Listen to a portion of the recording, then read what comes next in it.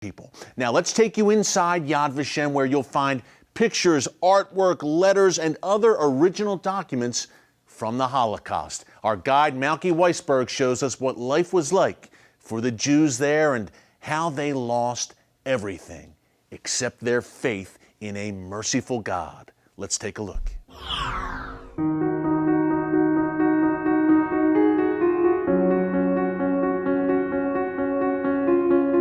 We entered the Holocaust History Museum, which everyone would expect to start with horrible pictures of death and dying and corpses, etc. We start this museum with life, because in order to understand the magnitude of the loss that the Jewish people experienced during the Holocaust, we have to understand what they had before. What was life like before? And a very famous Israeli photographer by the name of Michal Ravner put together a very interesting screen in front of us with pictures that she took, actual live, real pictures from the 1920s and early 30s of Jews and their life before. And by watching this exhibit and watching this film, you get a feeling for regular life and regular people. And it's a very important message for us here in Yad Vashem. This was regular life, and all of a sudden this regular life stops, and we're on the gray, unfinished flooring, showing us how shocking and how different and how unusual it was for people to just leave everything that was normal and get to everything that was not. And if you take a look at the architecture, the building is a triangle, digging into the ground like a saw, making the cemetery for the 6 million who were not given proper Jewish burial. And you notice we're underground. The museum is also built like a maze, ins and outs and under and over, and you get lost in here. What's the message? That's how the Jews felt. They were looking for a place to hide, a place to run, a place to exist when their existence was being snuffed out.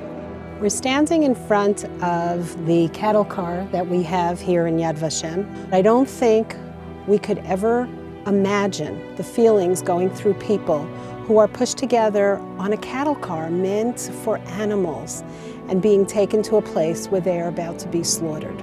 We're standing at the Rappaport Memorial in the Warsaw Ghetto Square, and this is a replica of Nathan Rappaport's piece of art which stands in Poland, in Warsaw. The interesting thing about the Rappaport Memorial and the bricks is those were bricks that Hitler's people bought in order to make a monument to Hitler when they win the war. But it didn't happen, thank God, and instead it was used for a memorial for the Jews. And you'll take a little look at the artwork here, and here you have the Jews of Warsaw being forced into the death camps, being forced onto the trains, and you see despair and you see a lot of sadness. And if you look at this part of the monument, you see the Warsaw Ghetto fighters. You see the spirit of not despairing, but let's fight back. That is Beit Zayit, and that is Mevaseret. This is all very, very beautiful view. And after I give a tour, it's very exciting to give a tour of the destruction and come out to this, because this is a tour of the rebirth of Jewish families growing and children laughing, and something that Hitler never planned on. Every day in our prayers we say, V'li Yerushalayim ircha berachamim tashuv, and to Jerusalem, your city, in my mercy will you return. And return we have big time.